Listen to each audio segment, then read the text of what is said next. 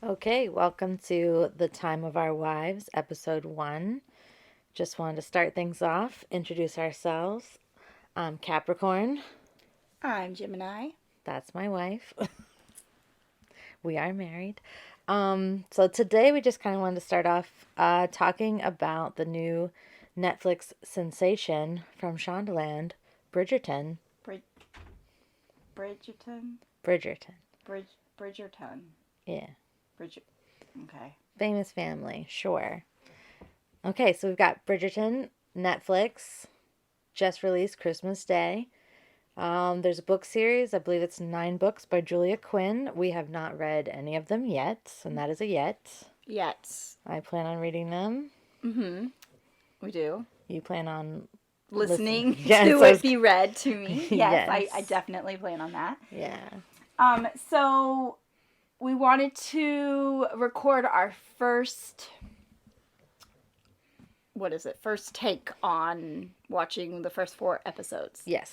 So we're 4 episodes in. We've met the family. The drama has been going on for 4 episodes, and it's come to this final part of like, what's going to happen.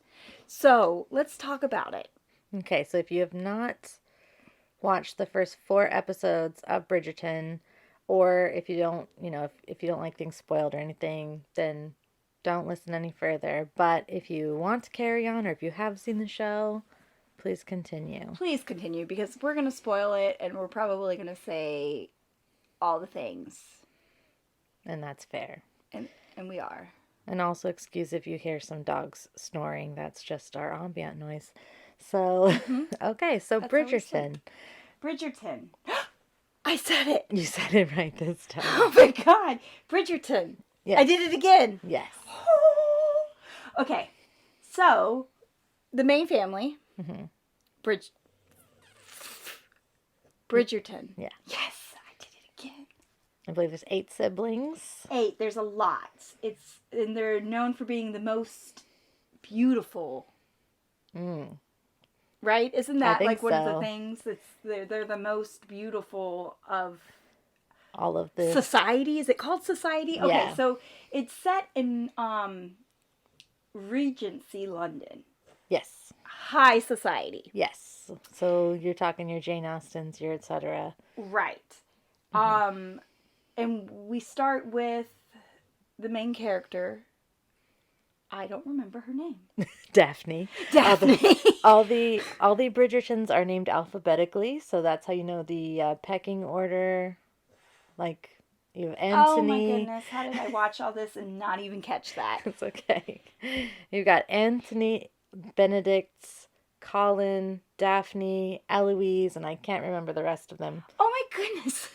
That would have been so much easier had I realized that to begin with. Yeah, and hold on, let me see if we can figure out the rest of the names of the children. There's so many children. I know Hyacinth is the youngest, so if we can figure out... Oh gosh, there's what, 2 more? Francesca?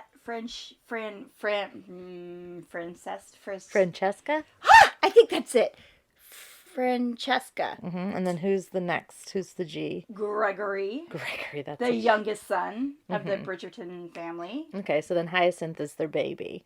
Yes, the flower Hyacinth is the youngest. See, and I was expecting, I had heard the novels tend to, like, each novel is about a love interest for one of these children. Oh, really? Yeah, so I was thinking for some reason that the younger ones are going to be slightly older. So that's going to be interesting because it seems like the Netflix, at least so far, we're really only focusing on Daphne and some of Anthony and possibly some of Colin. Right. It follows mainly Daphne and Anthony. Yeah. So we've got... do you want to talk about Daphne first then, since she's kind of our... Yeah, we can talk about She's Daphne. our main squeeze. She's, the first episode starts with her coming out. Yes, which sounds so gay. I know! And I'm like, where's the gay? But I have to remind myself, well, I have a... Hold on to that point, because I have a... Did you find some gay? I have a wish. You have a theory? I I had no idea about this show at all. I haven't heard anything about it. I never knew there were books. I didn't know anything. You were just like, we're going to watch this. And I was like, okay, sure. And then I was like, this is so cute. Oh my God, there's people of color in the Regency times and they're high society. Shonda. Are you kidding me? So I was like, I was in immediately. And I've been sucked in. And you made us stop after episode 4. Halfway, because we're halfway. And now we have to talk about it. Yeah, so we've got Daphne. She's cute. She's very smart and capable. She wants to get married and have babies. Yes, she wants a family. Yes, and as you said, it's her coming out. It's her entry into society. So she has the ball and she's introduced to the queen. Oh, that's right. And the queen calls her something. I forget all the words. It's okay. I forgot what she called her to. It's something amazing though, and they keep referring to her as the diamond. Yes. So she's the it girl. Oh wait, but you didn't even mention the best part. Which part? There's a person writing these newsletters. Oh yes, Lady Whistledown. Yes. Voiced by the ever wonderful Julie Andrews. Yes. So Miss Whistledown, or Lady Whistledown. Lady Whistledown. Or as she says it, Whistledown. Yes. This is my favorite character, and we don't even actually see this character. We just have the narrator. We will never know this character. And I'm really glad. Okay, so we've got Lady Whistledown, and this is our mystery character. So it's a great plot point from the author, who was like, how do I convey information? How do I get everybody on the same page? It's genius. I have a brilliant idea. I'm going to create a character that's doesn't have to follow any rules, because they are not really a real person. So there's always an intrigue and a mystery around Lady Whistledown, but we will never ever know. Because it's just not going to happen.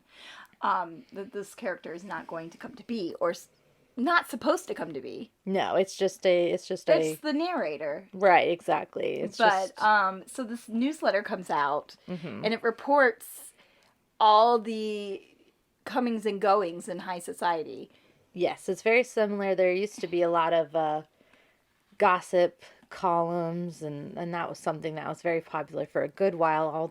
All the scandals and everything used to come out. So that, I mean, it's based on a real concept, of course, but Lady Whistledown is someone that's even the queen is eager. Oh yes, the queen. Queen is very eager to read. Yeah. So that's always fun.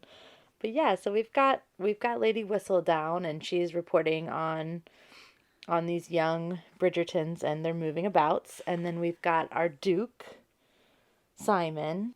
Oh yes, the Duke shows up. Yes. Because his father dies. Yes. So we have our Duke, and he's very handsome, of course. Very handsome. He's very good friends with Daphne's oldest sibling, Antony. He describes himself as a rake, of course. I know. Okay, I have to admit something. I didn't know what a rake was. It's fine. It's a garden tool. That's what I thought. I was like, what are you raking? Like, do you rake your hair? He's raking ladies. Oh. Raking ladies, raking money. That kind of rake. Oh, yeah. Yeah. But he's a gentleman still. He is a duke after all. Okay, so gentlemen are allowed to be rakes. Right. Okay, I'm not. If he was a female, it would be slut shaving, which of course seems to be a high point in this series so far, which is kind of awesome. Yeah. It's a lot of, this isn't fair just because I'm a woman. Right. So that's exactly. Cool. I do like that about Daphne's character. Yeah, I do really like this. Okay, so we've got a play pretend relationship between the Duke and Daphne. Oh, yes. When does this come about though? Because it starts with just her accidentally running into him. Yes, they accidentally bump.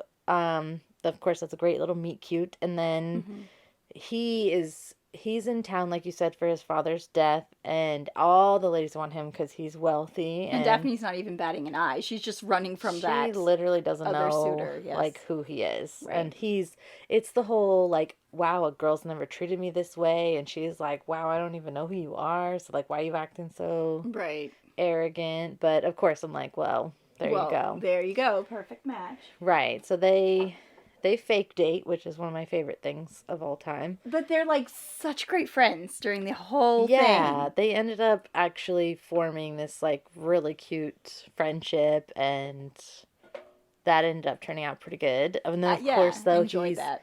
you find out that he said to his father that he would never marry and never have children. Never having an heir. Because his dad was a horrible person. Yes. So yeah, so we've got our Duke and his trauma and his promise to his dad that he would never ever ever pass on that family name. Correct. And then we've got, of course, Daphne, who's now she's completely head over heels for this guy and does not understand why he's not actually going to propose. But she also has a prince now coming after her, the queen's nephew, I believe. So right, he's ready to go. Got her nice necklace and stuff, so that's fun. And all the characters are very influenced by Lady Whistledown. Yes. They want to be reported on well. They refer to Daphne as the diamond and her sparkle and this and that. And Lady Whistledown's basically TMZ. I mean, right. I mean, she's... Like, I can see her in the chair laughing with holding her drink like they do. The giant drinks. Yeah, the giant drinks. Yeah. And oh my god. That's what she's doing when she sits around and talks and is writing her stories. Yeah, which I almost want to point out a quick what I would feel is a plot hole, because they keep talking, the author has already stated that, she's like, of course there's full of plot holes. I was only expecting to write like 3 books. Right. I just kind of had to keep going. But I feel like every time they talk about Lady Whistledown, they keep talking about how wealthy she must be, and I'm like, well, if no one knows who she is, and how is she getting any money for her publication? Right. Like, I saw the newsboy selling them, but I was like, where's this? See, I feel like we've talked about the Duke and Daphne and Antony a bit, and we'll come back to him a little bit for his lady. But for a second, I want to jump over to Eloise, because I believe that's her name, if I have the right... Yes, Eloise. She's my favorite Bridgerton so far. I figured she would be your favorite. I really like her. She's the smart one. She's the one that likes to write, who doesn't want to come out. Yeah, great bangs. Oh, great bangs. Yeah. I mean, she's got those, like, hipster bangs. Okay. So you can't go wrong with that. All right.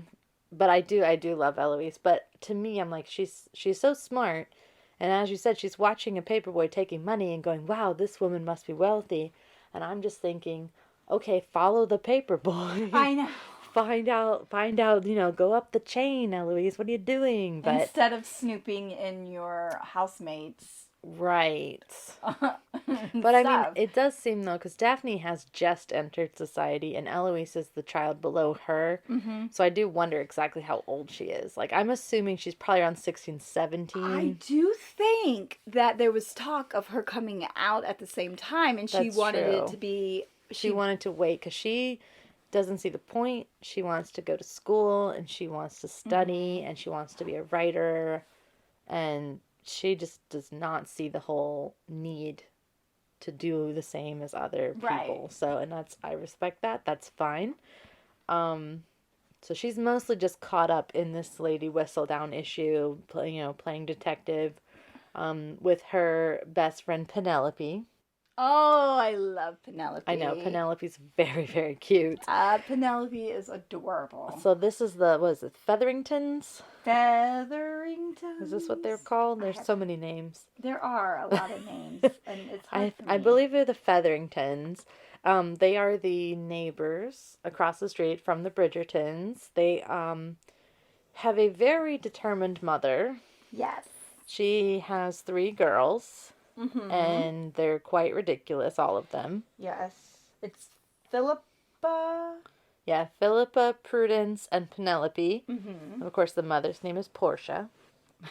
So just, There you go. There's a theme there. What I think is hilarious is their colors, their family dresses, and they're very bright in green and The yellows. yellows. Lots of yellows. Yeah, lots of yellows. And doesn't Penelope have red hair?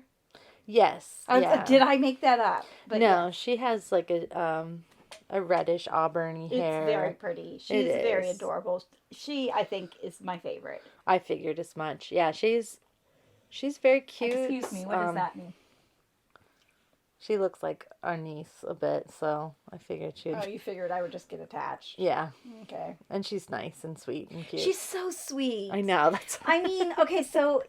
That's why I was like, that's probably... We're talking about this family, and their cousin comes to stay with them. Yes. Miss Thompson. Mm-hmm. She's beautiful. Marina. Okay, so she is very pretty, and now the mother, not only does she have her 3 daughters out in society, but now she also has a niece to take care of and present into society. And she expected her to be ugly because she's from the basically country. Like a sheep in a dress or something. Yeah, exactly. Like a barnyard animal, which is not the truth. She's gorgeous. She's very gorgeous. And she actually becomes the one who gets the most attention after the first... Yeah, after the first lady whistle down after their first ball.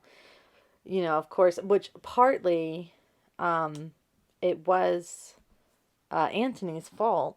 Because yes, he was so... Anthony has such high standards for his sister, which I appreciate. But because of that, he literally chased everyone away. Yes, everyone. So Marina was like, and I'm over here and I'm fine. So yeah, absolutely. So yes. It's interesting to see the two families. Yeah, they're definitely very different in the way that they deal with their children and their situation. And it seems to me, I mean, like the Bridgertons are very, very close family. They're, you know, they even made a comment about the children even eating at the dinner table. Eating at the same table, yes. Right. The Duke came over. Versus the Featheringtons, it's very, they seem very different from each other. And like Penelope just as kind, and she likes to hang out with her friends, and she really likes Marina. Yes, likes hanging she's out very with much her. there for Marina. It's like she's the one that she really doesn't fit in with the rest of her family. Oh, and Penelope definitely has a thing for Colin. Yes, absolutely. And they're kind of cute. They are really cute. They're cute. I kind of really want them to work out, but I don't think it'll happen, but I want it to anyways. I think they will. Do you think it will? I think they will. I think that... Because nobody gives us what we want. Right where we left off, the last interactions between, you know, Penelope, Marina, and Colin, Marina has found herself in the family way. Oh, yes. Okay, and also, this is the best part. None of the girls know how that happens. And they're worried they're going to catch it. And Eloise doesn't want to catch it. Right. She has things to do. She doesn't, no, she does not have time to catch pregnancy. No. And as Marina tells Penelope, she got it from eating cake. Eating cake, yes. Which, that was kind of fun. I like that this is in there. Mm-hmm. The women do not know about the birds and the bees. Well, why would they? I know. And why is that okay? Like the guys, they're running around doing all their things. It's 1813. Okay, so as a mother, you gotta tell your kids this stuff. They think that you just get married and that's how you have babies. Right, but this is also 1813. Oh my God. In 1813, you don't tell your children this. You expect the boys to figure it out, and then you expect the girls to learn from the boys. Okay, but honestly, my favorite part is when the Duke explains to Daphne about touching herself. Yeah, that was pretty actually great. I was excited because, I mean, you're sure not going to get a scene like that in Pride and Prejudice where Mr. Darcy's, you know, talking to Lizzie, telling her, well, you know, as we all do, and she's like, I don't, and he's like, you should try it. You should try. It's pretty fun. It's okay. Please do. Yeah, touch yourself. Like, thank you. There's so much good female empowerment. Despite it being 1813 in this series, I know, because I keep getting like caught up in the whimsical of it all, and I'm like, oh, yeah. But no, it wasn't great. No, it wasn't. And But it's this is I like this a lot. I really there's enjoy. a lot of strong reminders, women Yes. can't function in this world without men. Mm-hmm. That's not fair. Right. But there's also a lot of overcoming what they can at least. So, Mm-hmm. I don't know, there's a lot of good intense characters. Okay, so let's talk briefly about Anthony and Anthony and his love for the opera Sienna. woman. Yes, she sings opera. Yes, yeah, she's an opera singer, which of course means she's trashy. Anyone connected to the theater, like an actress or something, it's very scandalous. It's something, in high society, they can be popular, they can be, schmoozing around with princes and whatnot, but and you could have always have one as a courtesan or something, but you never want to actually be connected to an opera singer or an actress or anything. So, Yes, he's very much involved with this opera singer. very And much. it's obvious that it's more than just lust. Yes, He yeah. definitely feels for her. Yes, Um, I think I have a feeling. Okay, so we're just at the end of episode 4. So we're about to hit episode 5, which is called The Duke and I, which is the title of the first book. So I'm guessing everything's going to wrap up between Daphne and the Duke. and then maybe we'll take over another Yes, storyline. I think we're going to dip into Antony and Sienna, and I think they're going to run away. I can't quite see them. I can't see him maintaining his status. Yes, he's very, very much stressed about being the head of the family. Right.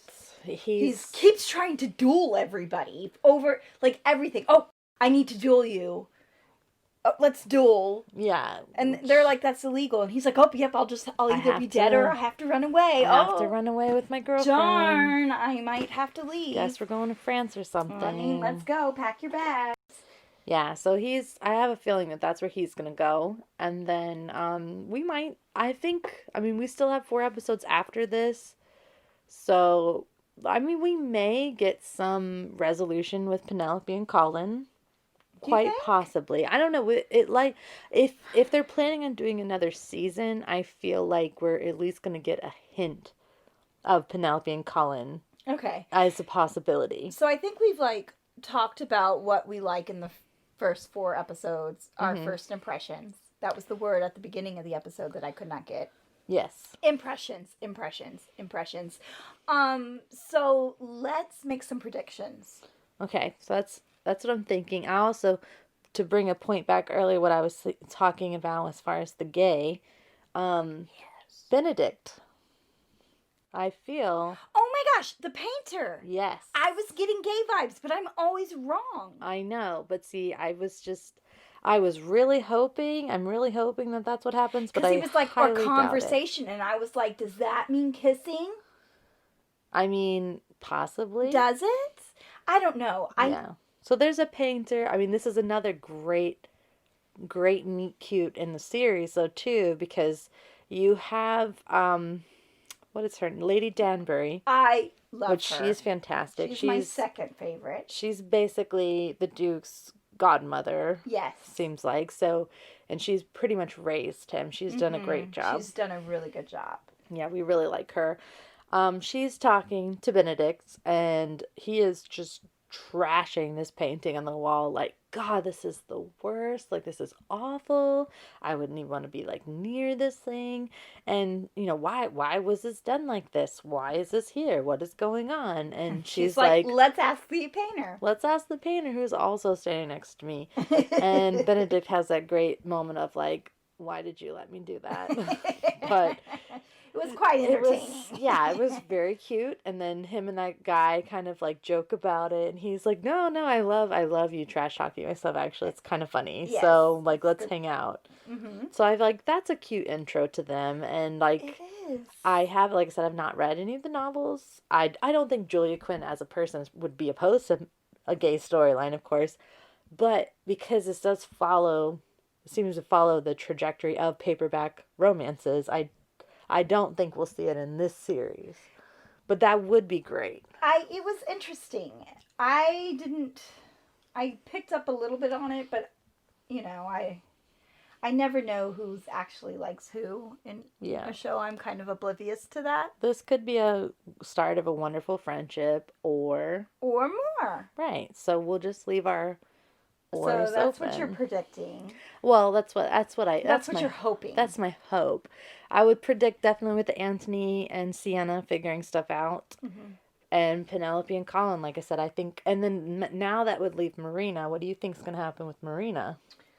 Okay, so Marina is with child.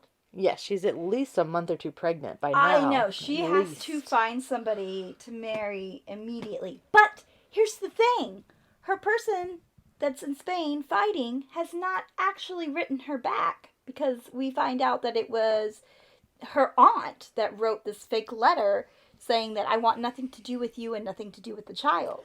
Well, okay, so she got this fake letter saying that, but she has written to him. And he has not responded. And he has not responded, so we don't actually know if he's going to respond. Right. He might be dead. He might be dead, or he might swoop in at the last minute and be like, that's my baby, I want that. That's my baby mama. Right. Okay, so that's kind of what I'm hoping for. Mm-hmm. But I could setting see that. my scope too high. But, because, oh gosh, her aunt keeps trying to get her to marry this creepy, yucky guy. Yeah, he's pretty old and gross. He was... the way he was looking at her and the way he was treating her, I don't know if this was quite the vibe they were going for, but it felt like a slave market. Yes. And I wanted to point out that I didn't get any of that throughout the whole show. That was where it was at. I didn't pick up on any more of that. Did you? Maybe you mean the slave market thing, or just the way they're treating the women? Well, no, the women always. I feel like there was another scene, I can't quite remember now, but there's another scene that kind of gave me those vibes a little bit. But in particular, the scene with Marina, because she's in the drawing room with her aunt and uncle. He's like walking around appraising. He's appraising her, and it was the part especially when he said, show me your teeth. And I was like, oh, wow. Yeah, he was disgusting. Yeah, it was... Yeah, I feel really bad for her and the fact that she had to stand there and take that, because she kind of has no good options at this point. Right. Which is sad. So I do hope that gets sorted out. That's kind of what I'm thinking. I'm definitely interested in rewatching the first 4 episodes to kind of take more in.